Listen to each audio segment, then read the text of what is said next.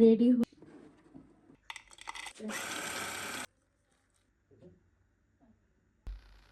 আসসালামু আলাইকুম, আপনাদের সবাইকে জানাই আমার নতুন ভিডিওতে স্বাগতম। অনেকদিন হয়ে গিয়েছে আমি বাকলাভা বানাই না। তো আজকে না আমার খুব বাকলাভা খেতে ইচ্ছে করেছে এবং পেস্ট্রি শিটও বাসায় আছে। তো চিন্তা করলাম যে আমি এখন বাকলাভা তৈরি করব। তো বাকলাভা তৈরি করার জন্য প্রথমে আমার লাগবে বাটার, এরপর সিরাপ, আর লাগবে পেস্ট্রি শিট। কারণ এখন আসলে শিট বানাতে গেলে অনেক বেশি টাইম লেগে যাবে, আর যেহেতু বাসায় আছে পেস্ট্রি শিট, তো চিন্তা করলাম যে ওইটা দিয়ে তৈরি করা যাক। এবং লাগবে পেস্তা বাদাম, সবচেয়ে ইম্পর্টেন্ট যেটা। বাকলাভা আমার খুবই পছন্দের। আমি তো দেখা যায় যে যখনই তুর্কি যাই বা বাংলাদেশে যাই, তুর্কির দিয়ে আমি বাকলাভা খাবই। এবং আমি দেখা যায় যে আমাদের এই জায়গায় একটা তুর্কি শপ আছে, বাইরে গেলে ওই জায়গায় গিয়ে আমার বাকলাভা খাওয়াই হবে, এবং আমি বাসায়ও বানাই। আর আমি কয়েক ধরনের বাকলাভা বানাতে পারি। প্রথম থেকে মানে আমার বেকিং এর খুব ইচ্ছা, খুব শখ। তো ছোটবেলা থেকেই দেখা যায় কি এক একটা বানানোর ইচ্ছা থেকেই এক একটা ট্রাই করা। যেমন বাকলাভাটা আমি যখন প্রথম ট্রাই করেছিলাম অত একটা ভালো হয় না, বাট এখন দেখা যায় আমি যেভাবেই বানাই না কেন খুব ভালো হয়ে যায়। তো প্রথমে আমি চিনির শিরাটা আসলে তৈরি করে নিব, সিরাপ সুগারটা। আর এটার জন্য আমি 1 কাপ চিনি দিব। 1 কাপ চিনির মধ্যে 1 কাপ পানি দিব, কারণ শিরাটা একটু ঘন হলেই ভালো হয় আর কি। আর তাতে আমি দুইটা এলাচ দিব, যাতে মানে খুব সুন্দর একটা অ্যারোমা আসে এই জন্য। তাহলে চলুন প্রথমে সিরাপ সুগারটা তৈরি করি। আমি পেস্তা বাদামটাকে ছিলে তারপর গুঁড়া করে নিব। আর লাস্টে আমি বাটারটা ওভেনে দিয়ে একদম লিকুইড করে নিব। তো তাহলে চলুন প্রথমে আমি সিরাপ সুগারটা তৈরি করি। এখানে আমি চিনি দিয়ে দিচ্ছি। তো প্রথমে 1/2 কাপ দিলাম, এরপরে আরেক কাপ দিয়ে দিলাম। তো মোট এখানে আমি 1 কাপ চিনি দিয়েছি।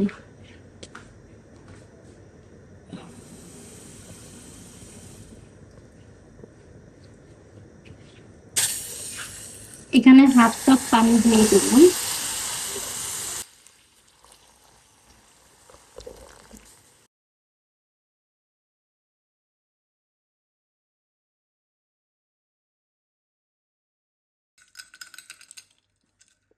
এই জায়গায় আমি পেস্তা বাদাম ছিলে নিচ্ছি।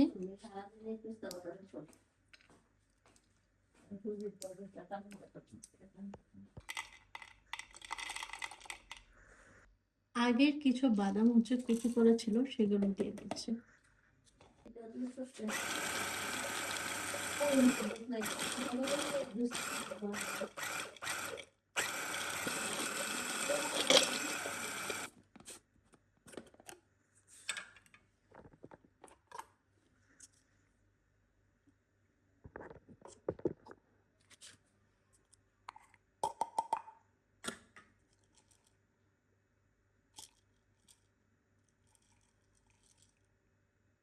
এই পেস্ট্রি শিটটা নিয়েছে, এটা আমি এমডি থেকে কিনেছি আর কি, এটার একটা সুপার মার্কেট থেকে। তো এটা আমি খুলে নিব। আমি এই ট্রেতে করবো, এয়ার ফ্রাই যে ট্রেটা আছে ওইটাতে। তো আমি এটার মাপে একটা পার্চমেন্ট পেপার কেটে নিব ফ্রাই করার জন্য।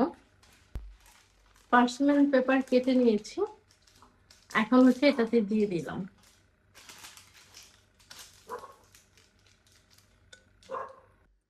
তো এই জায়গায় আমি বাটার মেল্ট হওয়ার জন্য রেখে দেব।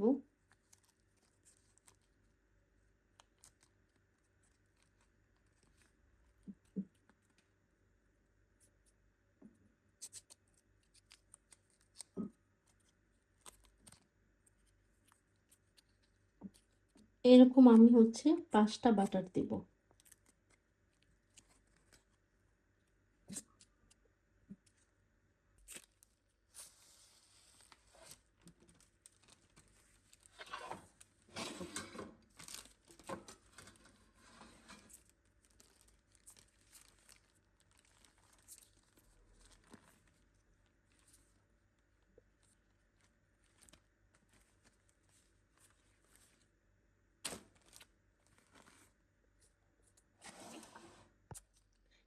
একটা একটা করে হচ্ছে আমি শীট দিয়ে দিব আর কি। এই হচ্ছে আমার প্রথম শীট। তো আমি শীটটা দেওয়ার পর আবার যেটা করব সেটা হচ্ছে এরকম করে একটু ভাঁজ করে দেবো, যেহেতু এই দিকটা একটু বেশি, সেজন্য নিয়েছি। 5টা হচ্ছে 10টা ভাঁজ হয়েছে, তো এরকম করে দিচ্ছি।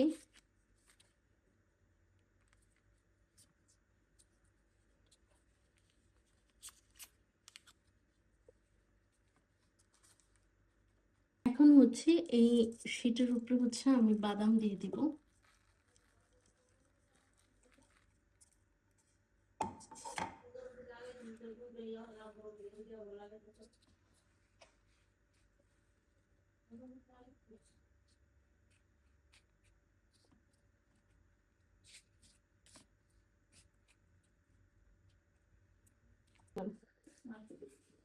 এখন হচ্ছে আমি আবারও হচ্ছে এই বাকলাবার উপরে, মানে এই যে এই বাদামের উপরে হচ্ছে শীট দিয়ে দিব।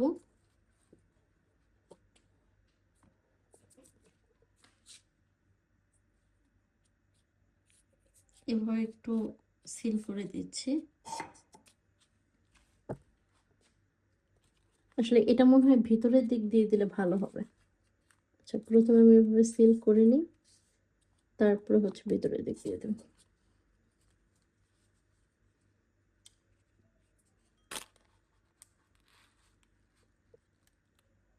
ওকে।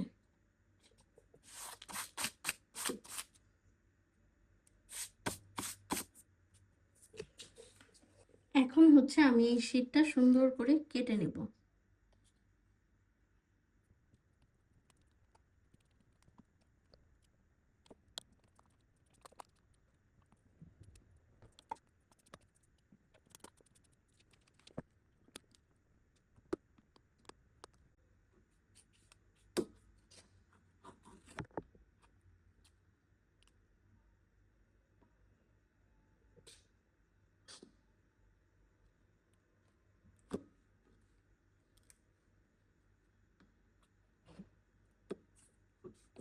দেখতেই পাচ্ছেন আমি কিভাবে আসলে শীটটাকে কেটে নিয়েছি, ছোট ছোট করে টুকরা করে।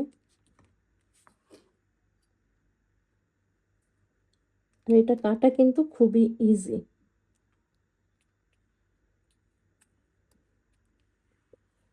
জাস্ট ছুরিতে একটু বেশি ধার থাকলেই হয়, আর কোনো কিছু প্রয়োজন নেই।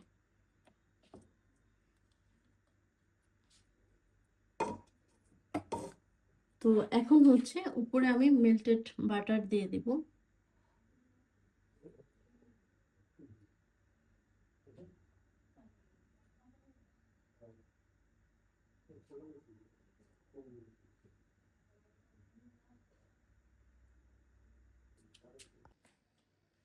এখন হচ্ছে এয়ার ফ্রাইতে দিয়ে দিব।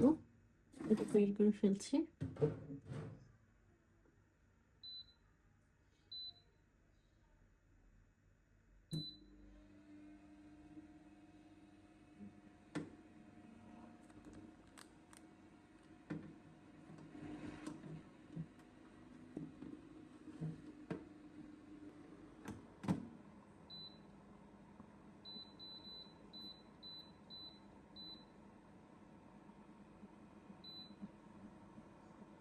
গরমে আমার অবস্থা খুবই খারাপ হয়ে গিয়েছে, তো একটু জুস খেয়ে নিচ্ছি। বাকলাভা হচ্ছে এয়ার ফ্রাইতে দিয়ে দিয়েছি, 160-এ দিয়েছি 20 মিনিটের জন্য।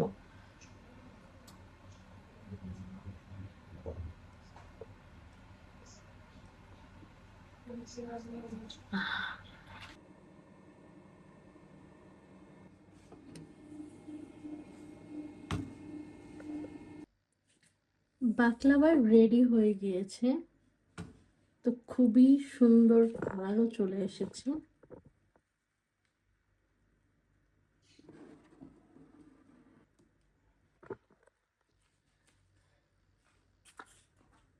এখন হচ্ছে বাকলাভার উপরে সিরাপ সুগার দিয়ে দেবো।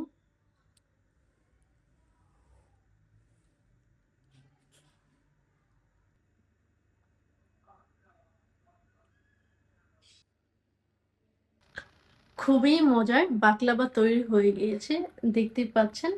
আর বাকলাভার কালারটা অসাধারণ এসেছে।